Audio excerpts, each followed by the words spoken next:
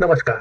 कतै तपाईंलाई तपाईंसँग भएको पढाइ र तालिमले तपाईंको उद्देश्य प्राप्त गर्न र आफ्नो रोजगारी वा स्वरोजगारीमा जानको लागि सहयोग नगरेको र कता-कता के भएको कुनै मिसिङ भएको जस्तो त अनुभव गरिरहनु भएको छैन? School of disruptive innovation Toronto भन्ने एउटा क्यानाडाको संस्था हो, जसले आफूसँग भविष्यमा म यो व्यवसायमा जान्छु भन्ने सोचाइ भएका तर सिपका अभावमा अल्मलिरहेका मान्छेहरूलाई तालिम दिई सहयोग गर्ने गर्छ। हामीलाई थाहा छ, जब हामी समय, पैसा, अपर्च्युनिटी कस्ट सारा खर्चेर कलेज लेभलको पढाइ सिद्ध्याउँछौँ, तालिम सिद्ध्याउँछौँ र पनि जब हामी रोजगारी अथवा स्वरोजगारीमा जान्छौँ त त्यहाँ सफल हुन सक्दैनौँ र त्यसको नजिक पनि पुग्न सक्दैनौँ त यो दिक्क लाग्ने कुरा हुन्छ। हामीलाई दिक्क त त्यति बेला लाग्छ जब हामी थाहा पाउँछौँ यो मेरो एक्लै अथवा तपाईँको एक्लै कहानी होइन, यो त लाखौँ लाख ग्रेजुएटहरूको कहानी हो। तर पनि हामीलाई लाग्छ हाम्रा ती सबै अनुभवहरूलाई सँगै लिएर हामीले नयाँ तालिमको मार्फत हामी रोजगार अथवा स्वरोजगार हुन सक्छौँ।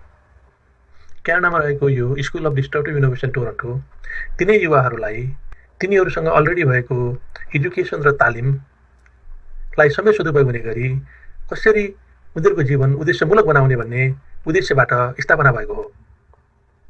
आज यो सबैले स्वीकारेको कुरा हो कि हाम्रा ग्रेजुएटहरू जब उनीहरू पढाइ सिद्ध्याउँछन् र सिपमूलक तालिम लिएर आउँछन् तब पनि आफूलाई मार्केटमा चाहिने स्किलको कमीले गर्दा जबमा अथवा सेल्फ इम्प्लोयमेन्टमा फिट गर्न सकिरहेका छैनन्। यो अवस्था आउनमा धेरै कारणहरू इङ्गित गरिएका छन्, तर पनि संसारभरि सबैले महसुस गरेको कुरा के हो भने एउटा करिकुलम बनाएर त्यो करिकुलमको बास्केटमा सबैलाई हालेर दिएको तालिमले उद्देश्य प्राप्त हुने खाले तालिम दिनै सक्दो रहेनछ। ती कुराहरूलाई विचार गरेर एसटिआई टोरन्टोको तालिम मोडल के हो भने कसैलाई पनि दिइने तालिम करिकुलम बेस होइन कि त्यो तालिम लिन चाहने व्यक्तिको आवश्यकतालाई फोकस गरेर बनाइनुपर्दछ र त्यसमा सबैभन्दा पहिले उसँग के खुबी छ भन्ने कुरा पहिचान हुनुपर्छ। जब उसँग के खुबी छ भन्ने कुरो पहिचान हुन्छ तब त्यसपछि उसले गर्न चाहेको सिपमूलक कार्यमा के आवश्यकता छ त्यसलाई पहिचान गरिनुपर्छ र उसलाई के आवश्यकता छ र उसँग के छ भन्ने कुराको ग्याप एनालाइसिस हुनुपर्छ। जब तालिम लिन चाहने व्यक्तिमा कुन स्किलको कमी छ भन्ने पत्ता लाग्छ, अब त्यो कमीलाई कसरी पूर्ति गर्ने भन्ने बारेमा उक्त व्यक्तिसँग समेत सल्लाह गरेर तालिम प्याकेज बनाउनु पर्दछ र त्यो तालिम प्याकेजले मात्रै उक्त व्यक्तिमा भएको स्किल ग्यापलाई पूर्ति गर्न सक्दछ। अब क्वेसन रह्यो तपाईँ कसरी यसमा सहभागी हुन सक्नुहुनेछ? त्यसको उत्तर गर्नुभन्दा पहिले मेरा 3टा क्वेसन छ। नम्बर 1, हामी जे भनिरहेका छौँ के तपाईँलाई पारा लाग्ने कुरा जस्तो लागिरहेछ? नम्बर 2, के तपाईँ स्वरोजगारमा जान चाहनुहुन्छ? र नम्बर 3, के तपाईँका वरिपरि कुनै संस्था छन् जसले तालिम दिन्छन्? अझ गहिराइमा जाउँ, यदि उनीहरू तपाईँलाई तालिम दिन चाहन्छन् त उनीहरूसँग कुरा गरी हेर्नुहोस्। सायद उनीहरूसँग दक्ष तालिम दिने ट्रेनर र यो ग्यापलाई पूर्ति गर्न सक्ने गरेर प्याकेज डिजाइन गर्न सक्ने विशेषज्ञ भएमा उनीहरू तपाईँलाई ट्रेनिङ दिन चाहने पो छन् कि? एउटा कुरो हामी सबैले स्वीकार्नुपर्छ, आज संसारभरिकै कमजोरी भनेको के हो भने व्यक्तिको आवश्यकतालाई हेरेर त्यो व्यक्तिलाई फिट हुने किसिमको ग्याप एनालाइसिस गरेर प्याकेज बनाएर तालिम दिन सक्ने विशेषज्ञहरू संसारमा असाध्यै कमी छ। त्यसमा पनि नेपाल जस्तो ग्रासरुट लेभलमा ती विशेषज्ञहरूको सेवा पुर्याउन च्यालेन्जिङ हुन सक्छ। तर ती संस्थाहरूसँग तपाईँ कुरा गरी हेर्नुहोस्, यदि उनीहरू तपाईँलाई तालिम दिन चाहन्छन् भने नेपालको सन्दर्भमा हामी तपाईँलाई त्यो सेवा दिन तयार छौँ। यदि तपाईँका लोकल एरियाका ती तालिम सेन्टरहरूले तपाईँलाई सिपमूलक तालिम हस्तान्तरण गर्न चाहन्छन् भने तपाईँलाई उक्त सिपमूलक तालिम हस्तान्तरण गर्दा गर्दै उनीहरूमा पनि नेक्स्ट जेनेरेसनको लागि आवश्यक पर्ने सिपमूलक तालिम दिन सक्ने ट्रेनरहरू उपलब्ध हुने गरी हामी सहकार्य गर्न तयार छौँ। यसो गर्न सकियो भने एकातर्फ तपाईँलाई आफ्नो व्यवसायमा जान चाहिने सिपमूलक तालिम उपलब्ध हुनेछ भने अर्कोतर्फ ती तालिम सेन्टरहरूमा नेक्स्ट जेनेरेसनको लागि चाहिने तालिम दिन योग्य ट्रेनरहरू पनि डेभलप हुनेछ। तपाईँ स्वयं स्वरोजगारमा जान चाहने र तालिम लिन चाहने व्यक्ति हुनुहुन्छ वा तपाईँ सो किसिमको तालिम आयोजना गर्न चाहने प्राइभेट संस्था अथवा अन्य संस्था हुनुहुन्छ र हामीलाई सम्पर्क गर्न चाहनुहुन्छ भने हाम्रो यो वेबसाइटमा गएर हाम्रो सम्पर्क ठेगाना पाउन सक्नुहुन्छ।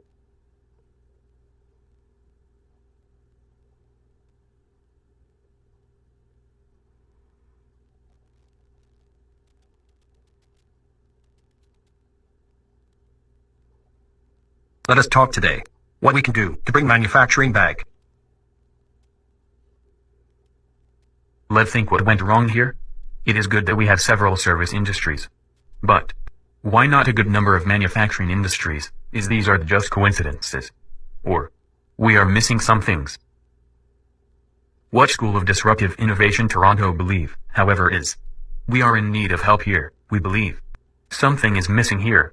as early as possible. We need to work to fill the gap of that missing puzzles. Any idea? What might be that missing puzzle though? If you ask me, I trust. We are missing local innovators. Key question is, how to get them? And why, really why innovators? Any idea why? Because our graduates are not getting job. And they are not succeeding in self-employment too. Why? Any idea why? Why? Did you notice? It is not a story of one person. In fact, it is story of majority.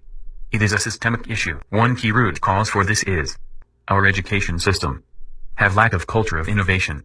The innovation culture, I mean our current education system, have forgotten, yes, has forgotten completely the intention of teaching. Why students are being toughed. We are not being able to transfer right skill sets that help them to be successful in the career they have in their brain that they have decided to pursue. We should work with graduates to find why they are here and what they want to do after training, custom designing training, and delivering skill sets they needed. What we supposed to find is what they know, what they need, and what is the gap we need to fill in. What we supposed to do is realize them what is the gap, why it is important, transfer the missing skill sets in real time, verify they actually got missing skills. Is not it so simple? So simple, and sounds like a plan. Yes, it is very simple. Let find the gap, and let fill the gap. Filling the gap, you might need exceptional skills people help to train your trainer. If you need our help, visit www.statoronto.com and email at info@statoronto.com. Thank you.